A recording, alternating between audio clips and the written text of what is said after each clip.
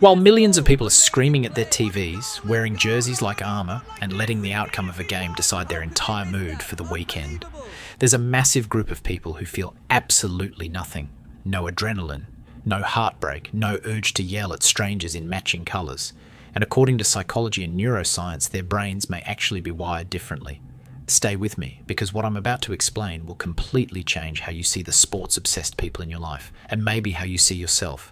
Here's the thing, nobody talks about. Not watching sports doesn't make you boring, it doesn't mean you lack passion, and it definitely doesn't mean that you just haven't found the right team yet. But there is something fascinating happening in your brain that's fundamentally different from the people who build their identity around game day. Let's start with the obvious question.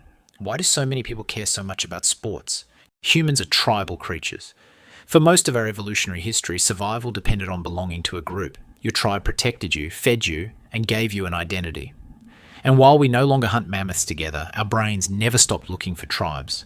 Sports are modern tribes with mascots. When someone watches their team play, their brain releases oxytocin, the same bonding hormone that strengthens relationships between parents and children. Their brain literally interprets a group of professional athletes as us. That's why fans say, "We won." But here's where it gets interesting.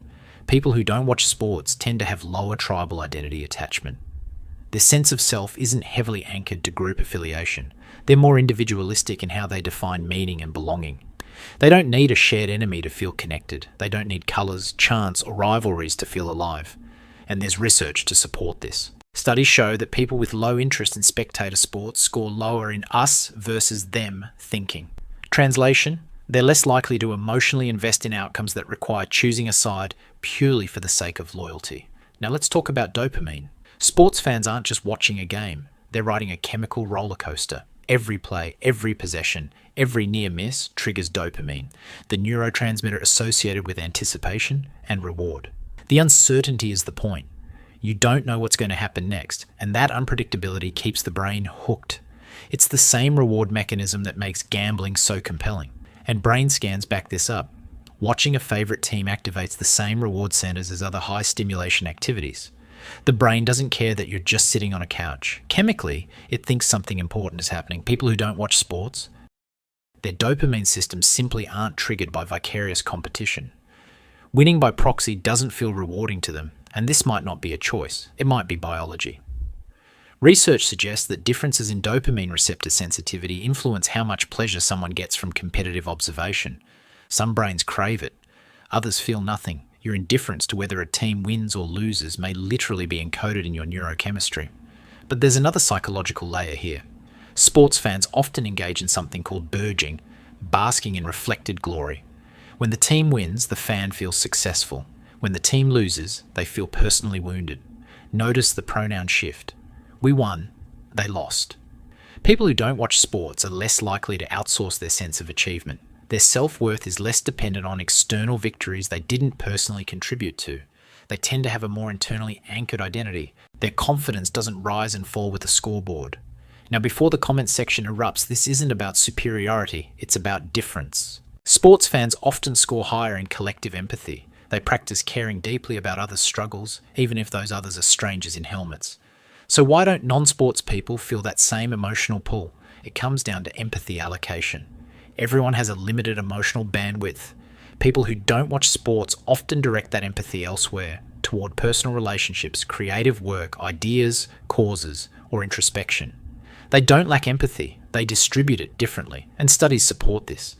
People with low sports interest tend to score higher in openness to experience and intellectual curiosity. They're more likely to find meaning in art, philosophy, science, or personal growth rather than competition. They're seeking the same things sports fans seek: connection, meaning, emotional payoff, but through different channels. There's also a time factor that rarely gets discussed. Watching sports requires long periods of passive attention, hours spent emotionally invested in something you can't influence. For some people that feels relaxing, for others it feels wasteful. People who don't watch sports often have a strong preference for direct engagement. They want their emotional energy to matter. They'd rather participate than spectate. This difference shows up in how people experience flow, those moments of complete immersion. For some, flow comes from watching a close game. For others, it comes from building something, learning something, or going deep into a topic that has no winner or loser. And here's something quietly radical. People who don't watch sports often report feeling more present in their own lives. They're not emotionally outsourced to a team. They're not riding someone else's highs and lows. They're fully invested in their own narrative. There's a kind of calm that comes with that. Now, let's acknowledge something uncomfortable. For some people, not liking sports does come from past experiences. Maybe they felt excluded. Maybe sports culture felt aggressive. Maybe they were told they weren't athletic enough early on. Or maybe, this is important, they just find it boring. No trauma required, no explanation needed. The tension between sports fans and non-fans isn't about intelligence or passion. It's about how people construct meaning. Sports fans find meaning in narrative arcs, comebacks, rivalries, dynasties, redemption stories. It's real-time drama with real uncertainty. Non-sports people often see randomness instead of meaning. They ask, why emotionally invest in something I can't control that doesn't affect my actual life? Neither perspective is wrong. They're just different answers to the same human question. Where do I place my attention? Psychologists studying fulfillment consistently find that happiness comes from alignment, not imitation. Trying to force yourself to care about sports when your brain doesn't reward it will always feel hollow. So if you don't watch sports, you're not missing a fundamental human experience. You're just wired differently. Your brain values autonomy over affiliation, depth over spectacle, participation over observation. The next time someone asks, "Did you see the game?" and you genuinely couldn't care less, remember this. You're not broken. You're not cold. You're just playing a different game. One where the stakes are internal and the outcome is entirely yours.